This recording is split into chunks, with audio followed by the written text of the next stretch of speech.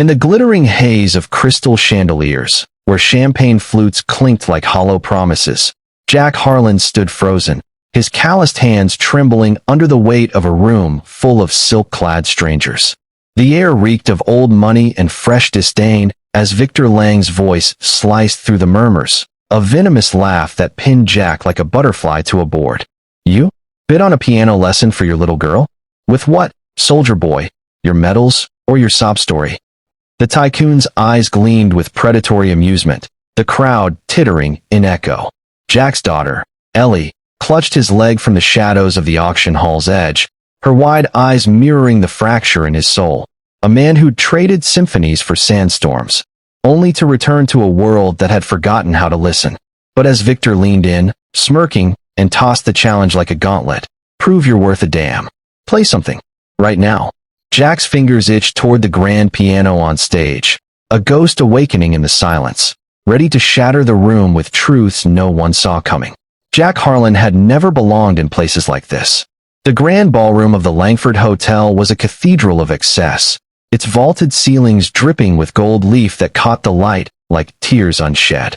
Men in tailored tuxedos swirled with women whose diamonds whispered of inheritances vast enough to drown a man. Jack, in his threadbare suit borrowed from a thrift store, the one with the missing button he'd tried to hide with a safety pin, felt like a smudge on fine linen. His combat boots, polished to a dull shine for Ellie's sake, scuffed the marble floor as he shifted, trying to make himself smaller. At 42, with salt and pepper stubble framing a face etched by desert winds and midnight vigils, Jack was a relic of wars most here had only read about in headlines. Iraq had taken his left knee and his best friend. Coming home had stolen the rest. Ellie, his 7-year-old anchor, tugged at his pant leg, her pigtails bobbing like fragile flags of innocence. "Daddy, why's everyone staring?" she whispered, her voice a threadbare quilt against the chill of judgment. Jack knelt, his bad knee protesting with a sharp twinge, and cupped her face. Those hazel eyes, so like her mother's, a daily resurrection of grief. "They're just not used to real folks, bug. But we're here for you. That piano lesson, it's gonna make you smile like Mama used to." Sarah's laugh had been a melody, light as summer rain, before the cancer turned it to coughs and goodbyes. 2 years widowed, Jack had pawned his service ribbons to cover chemo, then buried her under a VA headstone that read, "Beloved Mother, Silent Song." Now, single parenting on a disability check that barely covered their one-bedroom walk-up in the city's frayed underbelly. Music was the one dream he could still afford to chase, for Ellie. He'd spotted the auction flyer taped to a lamppost outside the VFW hall. Proceeds for youth arts, bid on experiences that inspire. The grand piano lesson, donated by some hotshot conservatory, promised mastery for the next Mozart. Ellie, with her clumsy fingers plinking on the upright they'd rescued from a curb, deserved that spark. Jack had scraped together $50 from odd jobs, fixing leaky faucets for neighbors who paid in casseroles, and slipped into the event on a veteran's complimentary ticket, heart pounding like incoming fire. But fate, that cruel quartermaster, had other plans. Victor Lang commanded the room like a general surveying spoils. At 55, the real estate magnate was a colossus of cufflinks and conquests, his empire built on evicting families like Jack's from crumbling tenements he then flipped into luxury lofts. Balding pate gleaming under the lights, Victor's laugh boomed from a belly fed on power lunches and private jets.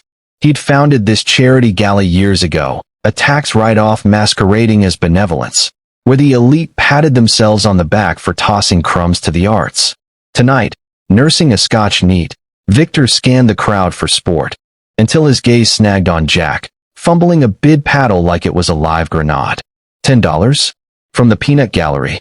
Victor's voice amplified through the mic at the auctioneer's podium, where he played MC with theatrical flair. The room hushed, spotlights swinging like accusatory fingers. Jack froze, paddle half raised, his 50 clutched in sweat-slicked bills. He'd misheard the increment. Bids were climbing into thousands. Ellie whimpered, burying her face in his thigh. "Come on, folks, this isn't a flea market," Victor crowed, his eyes narrowing on Jack's faded dog tags peeking from his collar. "What's your angle, hero? War stories for sympathy bids." The crowd rippled with uneasy chuckles, polite vultures circling. Jack's jaw tightened, the old rage flickering like a faulty bulb. Poverty wasn't new. It was the slow bleed after deployment, when thank you for your service curdled into ignored VA wait lists and job rejections stamped overqualified. Isolation wrapped him like barbed wire. Friends drifted to barbecues he couldn't host. Grief a solitary foxhole, where he rocked Ellie through nightmares of her own. "Sir, I just want the lesson for my daughter," Jack said, voice gravel rough, forcing steadiness. "She's got talent. Needs a push." Victor sauntered down, mic in hand, the auctioneer pausing with a deferential nod. Up close, his cologne assaulted like tear gas. "Talent? Like yours, I bet. What do you do, anyway, besides panhandle parades?" The jab landed. Whispers swelled. Ellie's small hand squeezed his, a lifeline in the storm. Jack's mind flashed to the tattoo on his forearm, hidden under his sleeve. A cascade of black-inked treble clefs twisting into dog tags. Inked in a Manila dive bar after a stateside tour. A vow to the music he'd abandoned for duty. Once, in his youth, he'd been a prodigy. Scholarships to Juilliard dangling before enlistment called. Now, it was just a scar, like the shrapnel pockmarks on his back. "Prove it," Victor sneered, gesturing to the Steinway on stage, its lid propped like an open sarcophagus. "Play. Impress me. Win the bid on house rules. Or slink out with your hat." The room held its breath, a collective inhale of schadenfreude. Jack's pulse thundered. Refusal meant defeat. Exposure meant unraveling. But Ellie's eyes, pleading, hopeful, tipped the scale. He nodded once, sharp as a salute, and ascended the steps, the piano's ebony gleam a mirror to his fractured reflection. His fingers hovered over the keys, ghosts of arpeggios stirring dust from dormancy. The first note fell like a confession, tentative, then building, a minor chord laced with longing. Struggle etched every measure, the poverty of empty measures in his life, the abandonment of dreams deferred, the grief of keys unplayed since Sarah's funeral, where he'd smashed a guitar in impotent fury. Hope flickered in the melody's rise, a Chopin nocturne he'd mastered at 18, now infused with the raw timbre of survival. The room shifted, titters fading to furrowed brows, as Jack's sleeves rode up, revealing the tattoo. Notes morphing into barbed wire, a soldier's symphony etched in permanence. Victor crossed his arms, smirk faltering.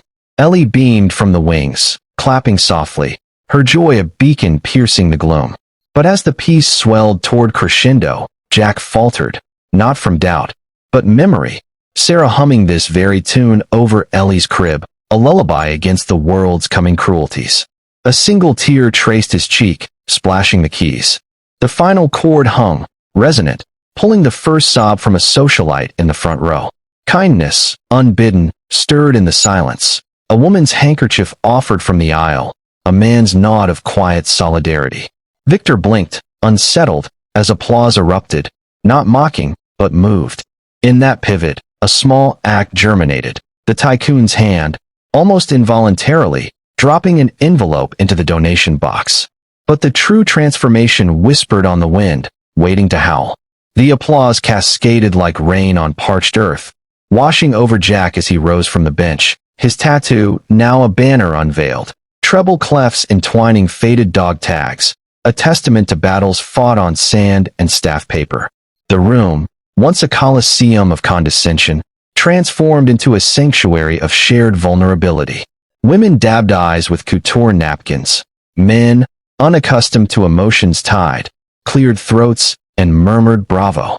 Ellie bounded on stage, wrapping her arms around his waist, her giggle a counterpoint to the fading echoes. "Daddy, you made the stars cry," she exclaimed, pointing to a chandelier prism refracting tears into rainbows. Jack scooped her up, burying his face in her curls, the weight of isolation cracking like old ice. For the first time since Sarah's grave, he felt seen, not as a statistic, a vet on the margins, but as a man whose scars sang. Victor Lang lingered at the podium, scotch forgotten, his empire of steel suddenly feeling like so much tin. The tycoon's life was a fortress of deals and divorces, 3 ex-wives, a son estranged in boarding school, an isolation self-forged in boardrooms where vulnerability was a weakness to exploit. Tonight, Jack's nocturne had pierced the armor. Those notes, laced with loss, echoed his own buried grief. The car crash that claimed his parents young, leaving him orphaned and armored in arrogance. That was unexpected, Victor grunted, approaching with the auctioneer's ledger, his voice stripped of barbs.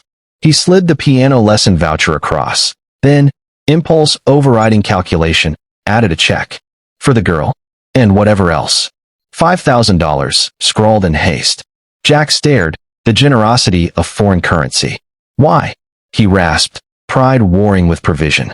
Victor's gaze flicked to the tattoo, then away. Reminded me of something. Someone. No more. Walls rebuilt, but a chink remained. As the gala dispersed, Victor slipped away to his penthouse, the check's echo nagging like an unresolved cadence. Jack, meanwhile, walked the rainy streets home, Ellie asleep on his shoulder, the voucher clutched like a talisman. Poverty's grip loosened that night. Not fully, but enough for breath. He bought groceries, real ones, with fruit that wasn't bruised, and enrolled Ellie in the lesson, her first notes blooming under a teacher's patient hands. But the true shift came quieter. Jack dusted off their old upright, coaxing melodies from rust, filling their apartment with music that chased shadows. Grief, once a devourer, became a duet. Isolation yielded to neighbors knocking for encores, drawn by the strains wafting through thin walls. Weeks blurred into a tentative rhythm. Jack's VA claims, long stalled, inched forward, pro bono help from a gala attendee. A soft-hearted lawyer moved by the story whispered in afterglow. Ellie's laughter multiplied, her fingers dancing on keys like fireflies. Yet struggle lingered, a flare-up of PTSD on stormy nights, when thunder mimicked mortars, leaving Jack pacing with ghosts. One evening, as rain lashed windows, a knock shattered the quiet. Victor Lang, drenched in a trench coat too thin for his frame, stood on the stoop, looking diminished, a king without a court. Harlan, need a word. Suspicion flared, but Ellie's Mr. Piano Man tugged him inside. Over weak coffee and chipped mugs, Victor unspooled. The estrangement with his son, Alex, now 16 and adrift in rebellion, skipping classes, tagging walls with graffiti that screamed for attention. Saw your ink. That, value kept, buried or not. Alex plays. Used to. I pushed him away, like everything else. His voice cracked, arrogance eroded by regret. Jack listened, the veteran's ear attuned to unspoken wounds. Poverty's mirror reflected Victor's own, not dollars, but the abandonment of connection, the grief of a father too busy building walls to build bridges. Music's a bridge, sir, not a weapon. Jack's words, simple, landed like grace. What began as an unexpected generosity, the check, the voucher, flowed into life-altering currents. Jack offered Victor a seat at their piano, Ellie demonstrating scales with gleeful flourish. Hesitant, the tycoon joined, his fingers stiff on keys and used since youth. Laughter bubbled. Ellie's, then Jack's, finally Victor's, rusty but real. Sessions became ritual, Jack mentoring, sharing war stories laced with melody, Victor confessing boardroom battles as duets. Hope wove through struggles. Alex's first call home, prompted by Victor's humbled tales. Jack's knee surgery funded quietly, no strings.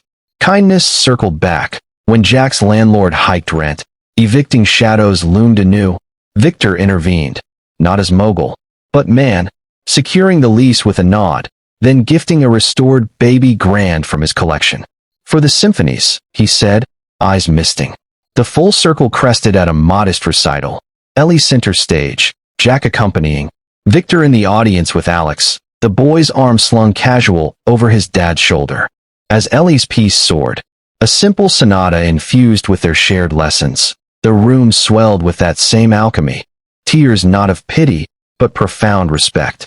Jack's tattoo gleamed under spotlights, a symbol now of resilience reclaimed. Victor rose last, clapping till palms stung, whispering to Alex, that's family. In the afterglow, hugs bridged divides, veteran and tycoon, dad and daughter, strangers turned kin. As confetti settled like blessings, Jack caught Victor's eye across the hall. No words, just a nod, heavy with unspoken vows. In a world quick to mock, they'd unearth the transformative pulse of kindness, A single note, offered in vulnerability, harmonizing fractured lives into enduring song. Empathy, that quiet revolutionary, proved mightier than any fortune, reminding us that beneath every armor beats a heart yearning for the bridge of another's hand. Love, in its rawest form, is the melody that mends. Humanity, the chorus that calls us home. Let us listen, always, for the hidden geniuses among us, and play on. Moral of the story. In a world that mocks the broken, a single act of compassionate listening can unravel arrogance, heal hidden wounds, and compose lives into symphonies of unbreakable connection.